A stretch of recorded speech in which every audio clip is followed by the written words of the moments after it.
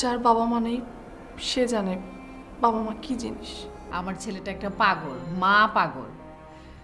ও একটাই কথা বলে যে আমি যদি বিয়ে করি তাহলে এমন একটা মেয়েকে বিয়ে করব যে মেয়েটা মাকে পাগলের মতো ভালোবাসে, একদম মাথায় তুলে রাখে, যত্ন করে। দরকার হলে যেই মেয়েটার তিন কুলে কেউ নেই সেই মেয়েটাকে বিয়ে করে। এটাই তো হওয়ার কথা, তাই না?